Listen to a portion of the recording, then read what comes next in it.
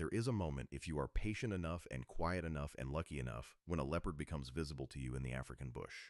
Not when you see it, when it becomes visible. Because the leopard was there before you saw it.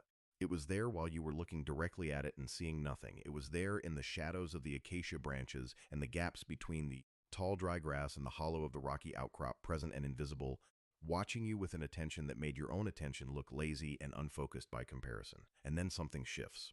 A patch of shadow resolves itself into a shape resolves itself into spots. Spots resolve themselves into the most perfectly constructed predator that evolution has ever placed on land. And your heart does something that it does not normally do in the middle of a Tuesday afternoon. That is the beginning of understanding leopards. And most people never get past the beginning. Subscribe right now if you want to go deeper than the beginning. Because what we are going to do today goes well past the moment of first visibility. We are going into the shadows where leopards live. We are going into the brutal, complicated, extraordinarily sophisticated world that leopards have built for themselves across one of the harshest environments on Earth. We are going into the shadow wars. Let's go. The first thing you need to understand about leopards, the thing that everything else follows from, is that they are alone. Fundamentally, structurally, by design alone. Not lonely. Not isolated in some way that implies a missing connection. Alone in the way that a perfectly self-contained system is alone. A leopard does not need another leopard to function. It does not need a pack structure or a pride structure or any of the social scaffolding that lions and wild dogs and hyenas depend on. A leopard is a complete unit, one animal. All the hunting intelligence and territorial knowledge and survival calculation and physical capability required to live and reproduce and die in one of the world's most competitive ecosystems, all of it packed into a single body of roughly 60 kilograms. This aloneness shapes everything. It shapes the way leopards hunt, the way they cache their kills, the way they communicate across distances without ever meeting, the way they raise their cubs, the way they defend territory, the way they move through a landscape that is simultaneously their home and their hunting ground and a space occupied by animals that would kill them given the opportunity. Every behavior a leopard exhibits is a behavior adapted to the fundamental reality of operating without backup, without the option of calling in reinforcements, without any body but your own between you and the consequences of every decision.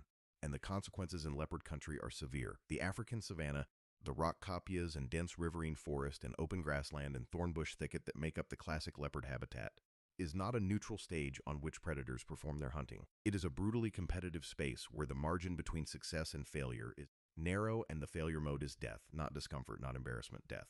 Or starvation, which is a slower version of the same destination. A leopard that fails to hunt successfully enough, often enough, will weaken. A weakened leopard will be vulnerable. A vulnerable leopard in territory that other leopards, hyenas, lions, and wild dogs move through is a leopard that probably will not see a season. The numbers behind leopard hunting tell this story clearly. A leopard does not succeed on every hunt. Studies across multiple habitats have put leopard hunting success rates at somewhere between 20 and 40% depending on habitat, prey availability, and individual skill. That means that on a typical hunting attempt, the leopard fails more often than it succeeds. It stalks through the grass for 40 minutes and the impala scents it and bolts, and the attempt is over. It sets up an ambush on a game trail, and a baboon alarm call from the tree line alerts every animal in the vicinity, and the element of surprise is gone. It makes a chase, fast and committed, and the prey animal turns sharply, and the leopard, which is built for explosive acceleration rather than sustained speed, cannot maintain the angle and the prey escapes into the bush. This is normal. This is what a leopard's life looks like on the majority of its hunting attempts. And yet leopards persist.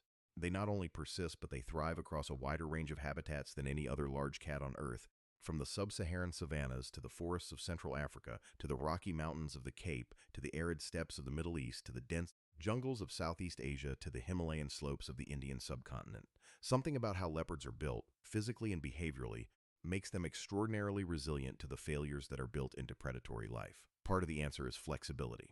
The leopard is the least specialized large predator in Africa, which sounds like a weakness and turns out to be the greatest possible strength. Lions hunt primarily large ungulates, wildebeest and zebra and buffalo and the other animals of the open grassland. Wild dogs specialize in medium-sized antelope, hunted in coordinated pack chases across open ground. Cheetahs focus on the smaller gazelles of the open plains. Each of these predators is optimized for a specific niche and performs brilliantly within that niche and struggles when conditions change in ways that reduce prey availability within it. The leopard has no specific niche. The leopard's niche is everything. Studies have recorded leopards successfully hunting prey ranging from beetles and lizards at the small end to eland calves and young zebra at the large end, with an astonishing array of species in between. Impala, duiker, reedbuck, warthog, baboon, porcupine, cane rat, mongoose, monitor lizard, rock hyrax, domestic dogs and livestock when opportunity presents, ground birds, guinea fowl, And in one extraordinary documented case in the Kruger National Park, a fully grown male leopard that was periodically pulling hippos. Not adult hippos, juvenile hippos, but still, that is a data point that requires a moment to appreciate. This dietary flexibility means that the leopard can function as a top predator in environments where no other large cat could survive. Desert margins, dense forest where large ungulates are scarce, agricultural landscapes at the edge of cities where the available prey is goats and chickens, and the neighborhood dogs. The Amur leopard of the Russian Far East survives in temperatures that drop to minus 30 degrees Celsius in habitat that looks nothing like the African savanna and hunts deer and boar through snowfields. The Arabian leopard persists in rocky desert terrain where prey is sparse and scattered and the margin for error is almost non-existent.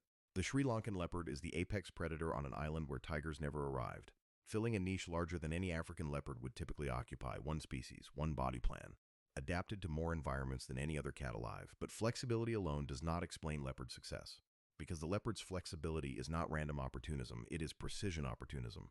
Every hunting decision a leopard makes is the product of an extraordinary sensory and cognitive system that processes information about its environment at a speed and depth that no observation technology we have yet built can fully match. Start with vision. The leopard's eyes are positioned on the front of its face, providing the binocular overlap required for depth perception. In daylight, leopard vision is good. In low light, which is when leopards primarily hunt, leopard vision is extraordinary. The tapetum lucidum, a reflective layer behind the retina that bounces incoming light back through the photoreceptor cells for a second pass, gives the leopard's eye a sensitivity to low light conditions that is roughly 7 times greater than human vision. This is the physics behind eyeshine. The reason a flashlight beam reflected off a leopard's eyes at night comes back as 2 bright golden orbs.